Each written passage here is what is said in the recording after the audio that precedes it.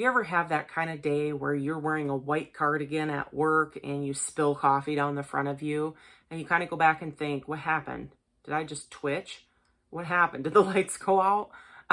And you're like, why did I just throw coffee on myself? You weren't really paying attention or whatever. And then you just look down at yourself and go, one of those days. Or like me, you go to grab a drink of water and you entirely miss your mouth and water's all down the front of you. So if you see water spots on the front of my shirt, that's why. And that happened today. The coffee on the white sweater and the coffee down the front of me. So that's the kind of day I'm having. I sure hope you're having a better day. And let's see if we can get this video out. Okay. Video number 26 in the series on abuse. And I am so excited to announce that this is actually the final video in the series before the closure videos. And the closure videos are going to consist of, I think, 2 closure segments. So those will be video number 27 and 28. So this is number 26. And in video number 26, we're going to go a little bit further in exploring the fact that I wound up in Yellowstone, 1,600 miles away from where I lived, after my first semester as a junior in college. Video number 25 explained how I landed out there and why I landed out there. But I did it. I applied for the job. I got the job. All I had to do was get on the bus. And having made the decision to do this completely on my own, without my parents' consent or approval, for the very first time in my life, having made a decision about my life and the course that my life was going to take, was extremely empowering for me. I had no idea at the time how empowering it was. It was only through the actual process of doing it that I grew to go, wow, I am capable of running my own life. Very capable. But I had never known that before. I had been raised by a father, especially, who raised me to be dependent on him and to be and feel and believe that I could not depend on myself because everything about me was wrong. I needed him to tell me what the right thing to do was. That's how I was raised. So I jumped on a bus and started heading west at the age of 20. For the very first time in my life, I had made a decision on my own about the course and the direction of my life. And that was very empowering. And my adventure on that bus, when I finally got on the bus, I believe it was April 20th of 1994. And my contract work date, I was supposed to arrive on April 23rd. So it did take me a full 48 hours or something like that to get to Yellowstone National Park via bus, because I did not have the money for a plane ticket. And my adventure was not without mishaps, though. And this is a great example. For instance, so I boarded the bus in my hometown, in the first city that we landed in as a bus stop or a transport exchange, like, where luggage is going to be. I guess Minneapolis has a pretty big bus terminal. I can't remember what it's called, but it's pretty well known. And it was a Greyhound bus terminal, but I was not exchanging buses. I was staying on the bus I was on. It was bound for Bozeman, Montana. And ultimately that bus would continue on. But when we landed in Minneapolis, I just happened to, maybe I went and used the bathroom. I don't remember ever getting off the bus. It's not important to the story, but I remember kind of resting my head against the window of the seat I was in. And I just happened to look down outside, and the bus driver was unloading my luggage. Kid you not, unloading my luggage. And I leapt out of my seat, ran off the bus, jumped down the steps, and I was like, what are you doing, man? What are you doing with my luggage? And he's like, he must have been biting his tongue. He had to have been biting his tongue. He goes, the tags say Missouri, M-O. And I went, duh. In my utter ignorance about the world, at the age of 20, I had mistakenly written M-O for Montana as the destination address for my luggage, when the destination state abbreviation was MT for Montana. MO was from Missouri. So that was a near miss. And I spent a few minutes going, wow, what would have happened if my luggage went to Missouri and I went to Montana, supposed to start this new job, have no clothes, no nothing with me. That's as far as that got, because I thought, Anne, you need to wise up. That was like one of the very first things that was kind of like a hard knock type lesson. It was a near miss though. It wasn't really a hard knock. You know, they call this school of hard knocks or whatever, learning the hard way. It was one of those situations where I was like, you know what? I got to take control of what I'm doing here. I've got to pay attention. I've got to be smart, got to be responsible. And it was my own fault. It was my own near miss. My parents didn't label the luggage. I labeled the luggage, you know, so it was my own fault entirely. So it was one of those instances that I didn't even realize, but it grew me up quickly. So we get ready to leave Minneapolis, and this gray-haired, burly black man plops down in the seat next to me when there's plenty of other seats available, and that instantly makes me nervous. I'm on high alert. Of course, I was raised in a white, all-white, middle-class Catholic neighborhood and family, so I had no exposure to culture whatsoever growing up, and I was also taught that the world was like us. Or at least if the world wasn't like us, they should be like us. And then I rode the bus sitting next to this guy from Minneapolis all the way to Bozeman, Montana. Found out that this guy, I can't for the life of me remember his name, nicest guy, sweet older man who had kids and grandkids and you name it, was on his way to Yellowstone for the summer to work, just like me. And we yapped and yammered all the way to Bozeman, Montana from Minneapolis, Minnesota. And he was an absolute delight. And even when we arrived in Yellowstone, he and I, amongst others, and I remember one girl's name was Ruth. One of these guys' names was Paul. There were a couple of people, this is going back 25 years, wow. They wound up getting dispersed to other parts of the park, like Old Faithful and Lake Yellowstone and Roosevelt Lodge and such, whereas I was stationed in Mammoth Hot Springs. So after the first couple of weeks of training with these people from all over the country, we all got dispersed and lost contact with each other. Keep in mind, this is before the days of like email and cell phones and stuff like that.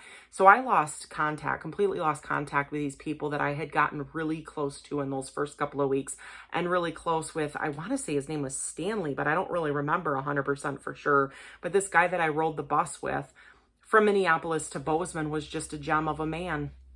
And so that was the second thing that I kind of was like, this is really cool to kind of get outside of my comfort zone and realize that the world with all its colors and cultures and religions is an amazing, beautiful place. And I was like, man, this is going to be awesome. And it was, it really, truly was. But during those quiet moments on the bus ride from Minneapolis to Bozeman, Montana, I do remember having a few moments where I was thinking, wow, I feel like a weight is lifting off my shoulders. I feel free. I feel like I can breathe. I remember somewhat feeling like I was escaping something, but I couldn't have put it into words then. And because it was so long ago, I can't even really explain it well. I don't feel like I'm explaining it super well right now. I just felt like I was free again. I was scared and nervous a little bit. But as time wore on and I developed these relationships with people and had these encounters that were wonderful with people, I began to relax and build some more confidence and build some more faith in people. And I really felt free. I really felt free. And I will never forget a single memory from that summer. I was only there for 4 short months, but it felt like a lifetime to me. And I learned more in those 4 short months, as I mentioned in video 25, than I have learned in an entire lifetime. And only was that experience second to the last couple of years where I've sought counseling and been on this healing journey from my whole entire lifetime of abuse. So that says quite a bit, I feel like. I had so many people from all over the world, from all different walks of life, that had become friends of mine. And these people taught me so much about myself, about the world, and about life. And I was there in Yellowstone just long enough to be reminded of the person I was when I was a child, before things started to go bad with my parents, before things started to go bad in my family, to remember who I was as a child and what I was all about as a person. I was there long enough to get separation from the oppression that I had suffered my entire life, to realize that I was different and come to terms with and come to peace with and fall in love again with who I actually was as a person. And while I was working out in Yellowstone National Park, I did make a few friends that wound up becoming lifelong friends. Thank goodness for social media. I'm still in contact with to this day, 25, 26 years later. And they often reminded me very freely of who I was, that I was a good person, that I was worthy, that I was funny, that I was kind-hearted, that I was beautiful inside and out. And that was something that I hadn't had growing up. I had one girlfriend in high school who was like that, who would have my back come hell or high water. But as far as my family and the majority of my friends, I'd not had that before. Most of the people that were close to me were just acquaintances. So the closest people to me were my family, and they certainly didn't love me unconditionally. And it's not that my parents didn't love me or my siblings growing up. It's that I was raised to believe that their love was conditional. They didn't know how to love unconditionally because they were not taught that. Whether they were aware of it or not, they didn't mean or intend all of the abuse that they inflicted on us as children growing up. But it still happened. It doesn't negate the fact that it actually did happen. I know they loved us, but they loved us in the only way that they knew how, which was conditional. And children need unconditional love. But because of the growth and the independence and the separation and the healthy relationships and the healthy people that I was exposed to and developed relationships while I worked in Yellowstone, my entire outlook on life changed for the better. And I made some lifestyle decisions and changes that summer. But most importantly, I found inner peace and joy that summer. I decided, for one, that I could take control of my life entirely and make decisions for myself about my life and the direction of my life 100% irrespective of my parents and their influence and their opinion. I was 100% responsible for my life. I returned home with an extreme sense of peace, and inner joy with myself. I was flying high as a kite and just happy, happy, happy. Whereas prior to Yellowstone, I was devastated and feeling like a failure and had spent years feeling like a loser and believing I was a loser. Now I was returning home knowing for a fact that I was not a loser and that I had a lot in store for my future, a lot of wonderful things in store for my future, believing it, and kind of with a fire lit under my butt to just take control of my life and start taking steps to gain that control over my life so I could take the next steps, whatever those may be. The first step, though, was in my head when my contract ended. I knew I had to return home, and I was broke because we only made minimum wage when we were on a job contract in a national park, is I had to get a car. You know, I had to start whatever job I got. I knew that I needed to get a car, start saving, you know, possibly move out of my parents' house, things like that. I kind of knew that something like that was going to be the next step for me. But upon arriving home, my dad immediately began demanding rent because I wasn't a college student, so I had to pay rent. I think my dad's reasoning behind charging me rent or threatening to charge me rent all those years was because he knew he could intimidate me. He knew he could get control of me. He knew that by threatening that over and over again, I would go back to college And that's what he wanted me to do. He wanted the bragging rights. He wanted me to return to college, even though that's not what I wanted. I had originally wanted to go to art college, but that dream fell flat and was discouraged. So what would I go to college for? I mean, so when he kept threatening rent and telling me rent, I knew when I returned home that he was going to do that. I had an inkling that he would do it, and I was like, fine, I'll pay rent.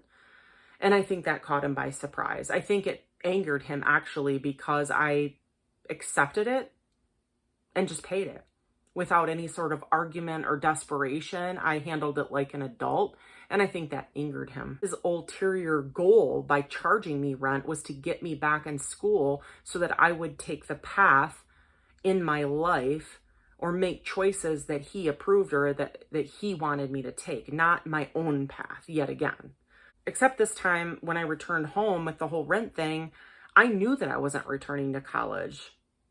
So it was a moot point. It wasn't even a discussion, which I think surprised him. In the meantime, I did know when I returned home that I would need a good job. I would need a full-time job with good pay and insurance. And so I found such a job. It was a good job. So when I found that job and it was a good job and it was full-time and I wound up saving up money and buying a car, and I continued to pay my dad rent, and I got more independence.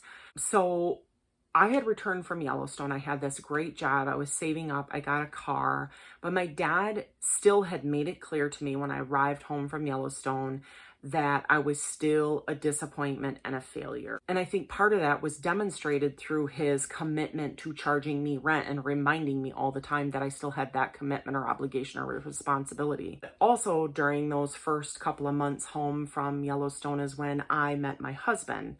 And I shouldn't actually say I met my husband. I met my husband again, but that's a story for another time.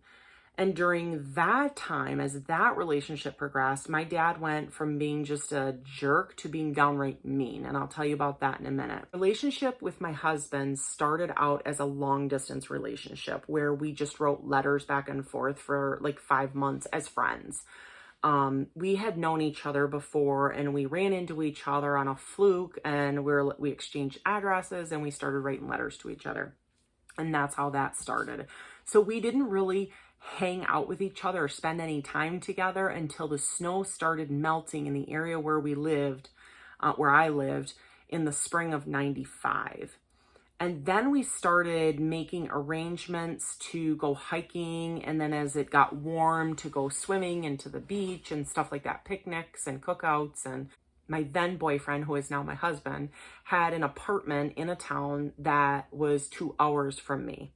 So that's how it started out, as a long distance relationship, which was just writing letters back and forth for many months until the snow started melting and we started spending some time together. But I drove 2 hours or 2.5 hours to the town where he was living so that we could spend some time together. And because it worked out, I had the weekends off.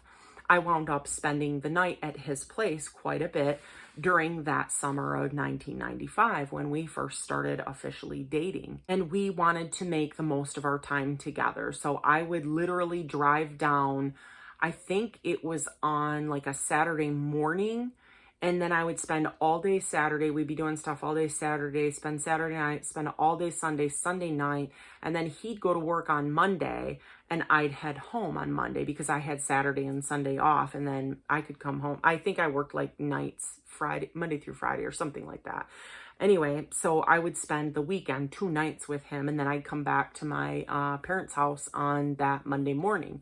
And we did that many, many, many weekends in the summer of 1995. And that's how we spent our initial first in-person dating months. Prior to that, it had just been letter writing back and forth. But I was 21 going on 22 during the summer of 1995.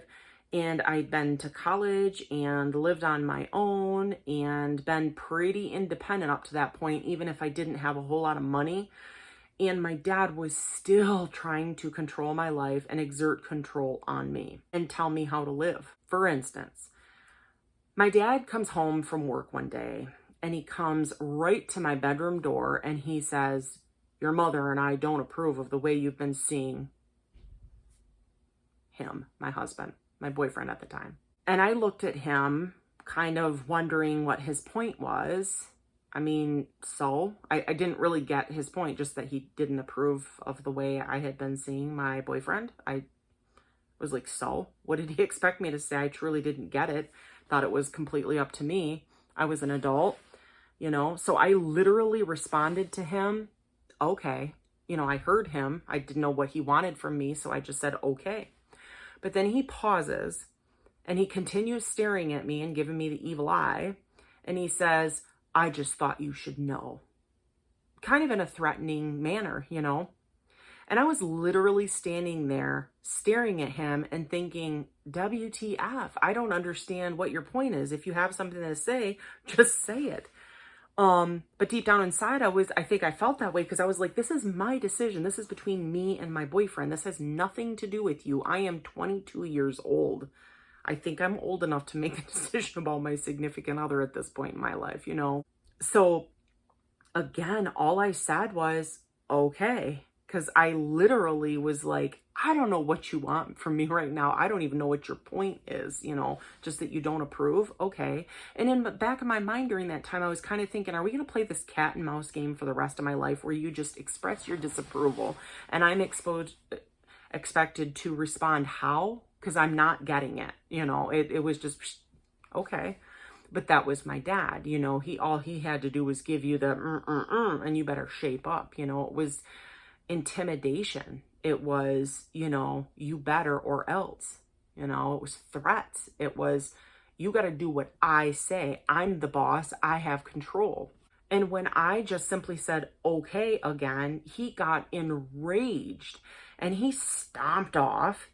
I mean, he had been poking at me, poke, poke, poke, poke, poke. And I was like, okay. And I just was like, whatever, you know, poke all you want. You're not going to affect me and my decisions about my life.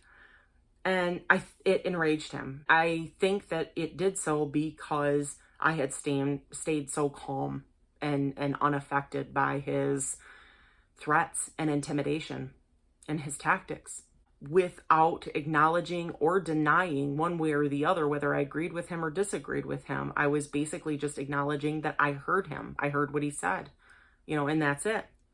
And I think he either wanted me to disagree with him or yell at him or something so that he could then have an excuse to take control of me physically or verbally again, or raise my rent or something like that. Or he may have expected me to succumb to his intimidation and get his way, and I would just do what he told me to do, like I always had done what he told me to do. And of course, my dad would not sit down with his adult woman daughter and explain, you know, his fatherly worries about, you know, me getting pregnant or sleeping with a man and, you know, that I don't really know, or because he didn't know any of that. He didn't know how well I knew my husband. He knew nothing about our relationship. He hadn't asked me. He didn't care. All he cared about was that things were done the way he thought they should be done. And what's so funny is my husband and I celebrated our 25th wedding anniversary this year. Thank you very much. So who knew better about my future? And my dad my dad still has never apologized or admitted that he was wrong or that I knew better than him or anything like that.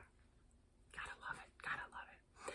Anyway, so, of course, my dad wasn't going to sit down and talk to me as a woman about his fatherly concerns and worries and gently pat me on the hand and say, is there anything you need? I just want you to take care of yourself. I don't want you to get hurt, blah, blah, blah, and say it in a loving, respectful manner. No. My dad was all about the intimidation, you know, because it worked. It worked. That's how we were raised. And he was pissed that I was not intimidated by him any longer, that I was becoming my own woman, because he simply did not have control over me. And that's what he so desperately wanted. He wanted control. He had always gotten it before, by force, by intimidation, by withholding. Some way he would get what he wanted and he would gain control over me. My entire life, that's how it was. But not this time. He had tried, but it didn't work. He knew it. So you know what he decided to do? Silent treatment. Yep. Just like a narcissist does. my dad stopped talking to me completely, just shut down. Completely and utterly gave me the silent treatment for months. And my boyfriend, who is now my husband, who would come over from where he lived 2.5 hours away. He'd come over and visit for holidays and family gatherings and things like that. I think it was July through December of 1995 that my dad spent that entire time just giving us together as a couple, and me when my now husband was not there, complete cold shoulder, complete cold shoulder, complete silent treatment, and complete and 100% narcissistic abuse. And unfortunately, during that time, I grew to hate my dad, just hate him. He was mean. He had gotten worse and worse and worse over the years, and he was a mean person by this point, just downright mean. But all of this changed drastically on Christmas Day, 1995, when my husband proposed to me, when my boyfriend at that time proposed to me. And I said yes, and we became engaged. And poof, all of a sudden, my dad was talking to us again. Just like that. As soon as he found out we were engaged that day, Christmas Day, because we went over to my family's house. By that point, we were living together. We had just moved in together, which was another thing that just ticked my dad off. But yeah, we had moved in together just a couple weeks before Christmas. And on Christmas Day, my husband asked me to marry him. And then all of a sudden, everything was better in my dad's eyes. And then just a couple years after that, in 2000, the spring of 2000, my youngest brother graduated from high school. And if you don't understand the significance of that, go back in the abuse series. I think it was probably around video 5 or 6, somewhere around there, where I talk about my childhood and when things started to change in my household. When I was about 8 or 9, my sister and I stumbled, my younger sister, who was at that time 4 or 5, stumbled across a letter that my mom had written in a state of complete distress after an argument she and my dad had, where he threatened to leave her after my youngest sibling graduated from high school. And sure enough, my youngest sibling graduated from high school. My parents' relationship was in the toilet. And a couple years after that, my dad moved out. He left my mom, left her with a house and a lifetime of junk to take care of, from a lifetime and a house full of junk from 6 children, raising 6 children and having lived there for 40 years or whatever. And just shy of their 40th wedding anniversary, their divorce was final in the year of 2008.